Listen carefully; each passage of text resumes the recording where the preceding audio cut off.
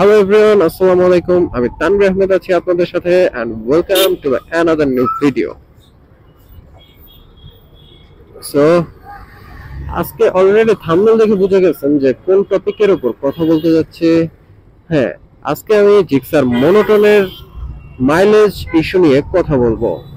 এটা যে শুধু জিক্সার মনোটনের জন্য তা না, এটা কিন্তু জিক্সারের যে কোনো কার্বোরেটর গাড়ির জন্যই বলতেছি। তো এই ভিডিওটাতে আমি আপনাদের মাঝে কয়েকটা টিপস শেয়ার করব যেগুলো আপনারা মেনটেন করলে মাইলেজটা একটু বেশি পেতে পারেন। সো চলুন ভিডিওটা শুরু করি। অনেকে জিক্সারের গ্রুপে পোস্ট করে যে মাইলেজ 20-25 এরকম পাচ্ছে, এর উপরে পাইতেছে না। সো এইটার কিছু কারণ আছে, যে কারণগুলোর কারণে তারা মাইলেজটা ভালো পাচ্ছে না। তো তার মধ্যে আমি আজকে কয়েকটা কারণ নিয়ে কথা বলবো। তার মধ্যে ফার্স্ট কারণ হচ্ছে ফুয়েল। তো বাংলাদেশের ফুয়েল বলতে পুরোটাই একটা স্ক্যাম। এইখানে আসলে ওই রকম বিশুদ্ধ ফুয়েল পাওয়া যায় না, যেই কারণে আসলে আমরা এমনিতেই মাইলেজ কম পাই। তো এরপরেও যারা ভালো তেল নেওয়ার পরেও অকটেন বুস্টার দেওয়ার পরেও মাইলেজটা কম পান, তাদের আসলে কার্বোরেটরটা ওয়াশ দেওয়া দরকার। এন্ড সেকেন্ড রিজন হচ্ছে এটা, অনেক সময় দেখা যায় যে আমরা 5-7 হাজার কিলো চালায় ফেলছি এন্ড আমরা একবারও কার্বোরেটর ওয়াশ দেই নাই। তো তখন হচ্ছে আমাদের সেই কার্বোরেটরের জন্য কিন্তু মাইলেজটা ড্রপ করে। তো দেখা গেছে যে প্রতি 4,000-5,000 কিলো পর পর কার্বোরেটরটা ওয়াশ দিলে, বা যদি তার আগে পারেন সেটা আরো ভালো।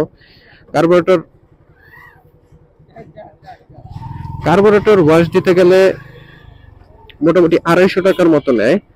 তো 250 টাকা দিয়ে আসলে কার্বোরেটর ওয়াশ করে নেয় ভালো।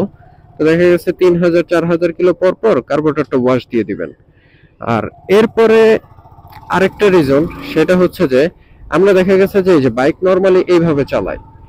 তো অনেকেই হচ্ছে কি করেন, ধরেন এই যে এইখান থেকে দেখাই, 1 নম্বর গিয়ার আছে, 1 নম্বর গিয়ারে এইভাবে ছোটলটা একবারে বাড়ায় দেন, এই যে একবারে বাড়ায় দেন। তো এই কারণগুলোর কারণে হচ্ছে কি যে তেলটা বেশি খায়। হ্যাঁ, আপনার ছোটলের সাথে মিল রেখে তেলটা ওইভাবেই খায়। তো দেখা গেছে যে যত বেশি ছোটল দিবেন আপনার তত মাইলেজ কমবে, আপনার তেলটা বেশি খাবে। আর একটা জিনিস হচ্ছে যে আমরা কি করি, 2 নাম্বার 3 নাম্বার গিয়ারে অনেকেই হচ্ছে যে পর্যন্ত যাওয়া যায় ওই পর্যন্ত যায়। এই জিনিসটা আসলে ঠিক না। তো 2 নাম্বার গিয়ারে মোটামুটি একটা অ্যাভারেজ স্পিড রেখে এরপর আমরা গিয়ারটা চেঞ্জ করব। 3 নাম্বার থেকে 4 নাম্বারে যাব, 4 নাম্বার থেকে 5 নাম্বারে যাব। সো অল টাইম ট্রাই করব হচ্ছে smooth ride there, and smooth রাইডের পাশাপাশি গিয়ার শিফটিংটা নরমাল রাখার। অর্থাৎ 2 নাম্বার গিয়ার 3 নাম্বার গিয়ারে, কিন্তু 3 নাম্বার গিয়ারে জিক্সার মনোটন কিন্তু 87 পর্যন্তও যায়। তাই বলে কি আপনি 87 পর্যন্ত নিয়ে চালাবেন? এমনটা কিন্তু না। আপনারা 3 নাম্বার গিয়ারে দেখা গেছে যে 30-35 স্পিড রেখে দেন হচ্ছে আপনি 4 নাম্বার গিয়ারে গেলেন। তো মাইলেজ বাড়ানোর একটা মেইন রিজন হচ্ছে লো স্পিডে হাই গিয়ারে চালাবেন। এই রিজনগুলোর বাইরে আরো অনেক রিজন আছে যেগুলোর কারণে আসলে মাইলেজ কমে। তো এত সবকিছু তো আসলে একটা ভিডিওতে এক্সপ্লেন করা পসিবল না।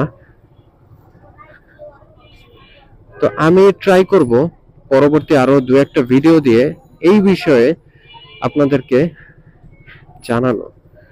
সো বাসার কাছাকাছি অলরেডি চলে আসছি, এন্ড এই ছিল আজকের ভিডিওটা ভালো লাগলে সবাই ভিডিওতে একটি লাইক দিবেন আর চ্যানেলটা সাবস্ক্রাইব করে পাশেই থাকবেন। ধন্যবাদ।